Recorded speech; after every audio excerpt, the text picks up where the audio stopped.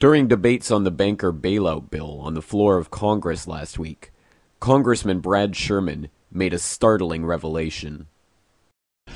Many of us were told in private conversations that if we voted against this bill on Monday, that the sky would fall, the market would drop 2,000 or 3,000 points the first day, another couple thousand the second day, and a few members were even told that there would be martial law in America if we voted no.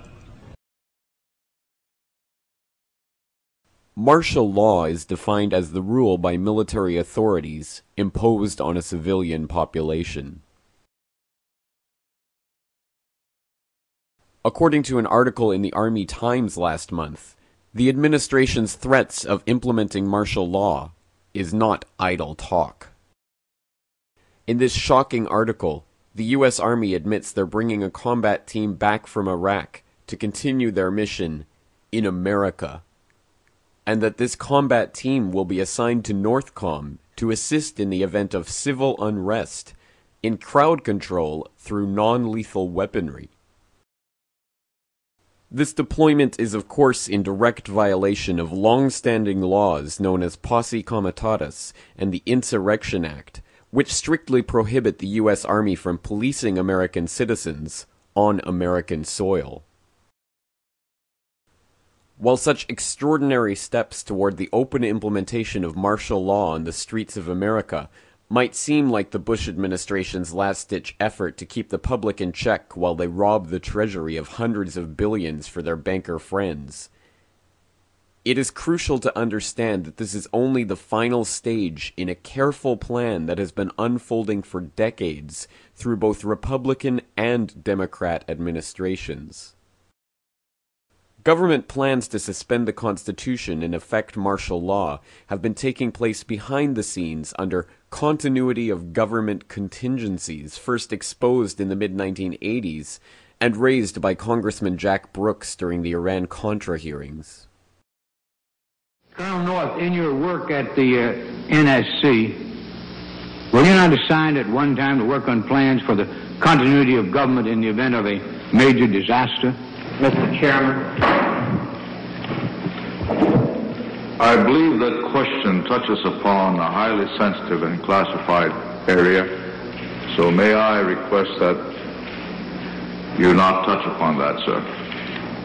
I was particularly concerned, Mr. Chairman, because I read in Miami papers and several others that there had been a plan developed by that same agency, a contingency plan in the event of emergency that would suspend the American Constitution. And I was deeply concerned about it and wondered if that was the area in which he had worked.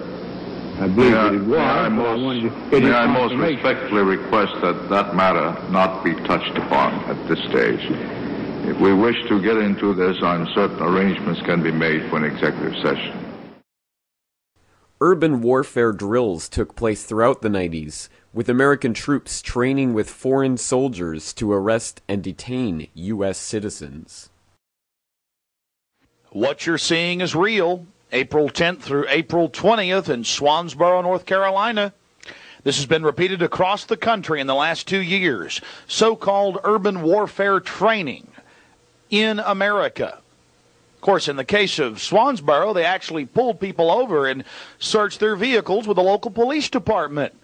A local listener sent me this video of the Swansboro incident.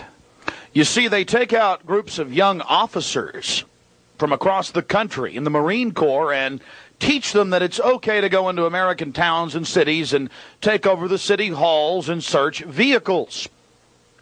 In this training exercise, it became real. They become so arrogant, they just followed their orders and began to search people's vehicles.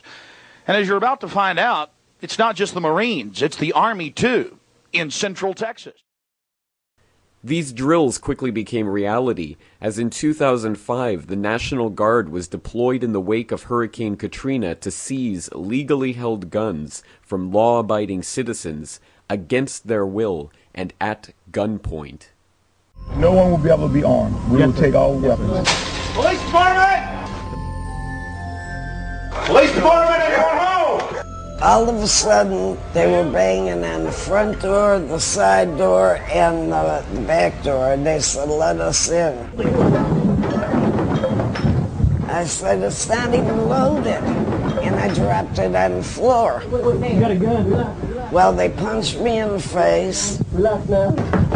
Look at my black and blue marks. Look at what they did to me.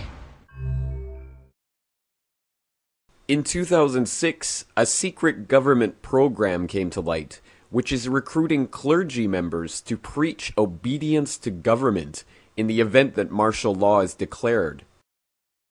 In 2007, the program was confirmed on CBS News. If martial law were enacted here at home, like depicted in the movie The Siege, easing public fears and quelling dissent would be critical. And that's exactly what the Clergy Response Team, as it's called, helped accomplish in New Orleans. Jeff, the primary thing that we say to anybody is let's cooperate and get this thing over with, and then we'll settle the differences once the crisis is over. Such clergy response teams would walk a tightrope between the needs of the government versus the wishes of the public. In a lot of cases, these clergy would already be known in the neighborhoods in which they're helping to defuse that situation. For the clergy, one of the biggest tools that they will have in helping calm the public down or obey the law is the Bible itself, specifically Romans 13. Because the government is established by the Lord, and that's what we believe in the Christian faith. That's what's stated in the Scripture. And on May 9th, 2007, President Bush signed off on National Security Presidential Directive 51.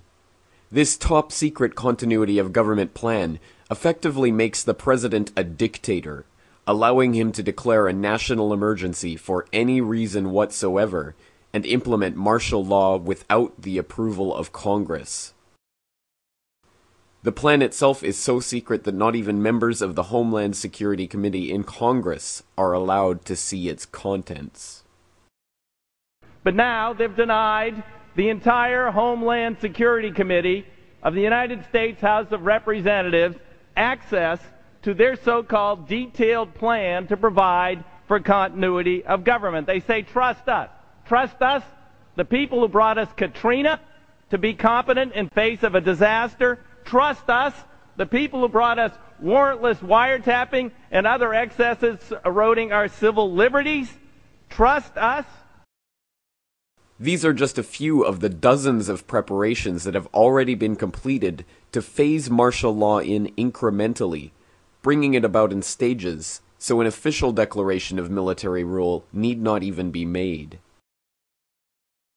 But if martial law is already a reality, what excuse will be used to turn the military against the American public? Have you heard about this new thing going on in Great Britain that Al-Qaeda routing up all these Britons, essentially, 1,400 strong, apparently, in a new, what's being called a new white Al-Qaeda army. Tougher to detect, potentially. Yeah, because they're not Muslims. They look just exactly like regular British people. They're converts. In 2001, Section 802 of the Patriot Act made any criminal offense, even misdemeanors, classifiable as terrorist activity. In 2006, the Military Commissions Act gave the executive branch the authority to declare U.S. citizens and residents unlawful enemy combatants and detain them in undisclosed locations indefinitely.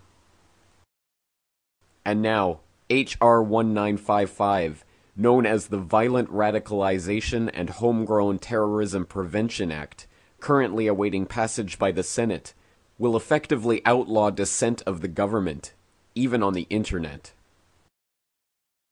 It seems the table has been set for those citizens who resist any government decree to be dealt with as terrorists by the U.S. military.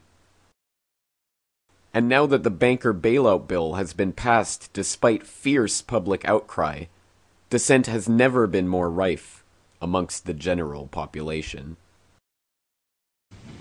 Every nation in every region now has a decision to make. Either you are with us or you are with the terrorists.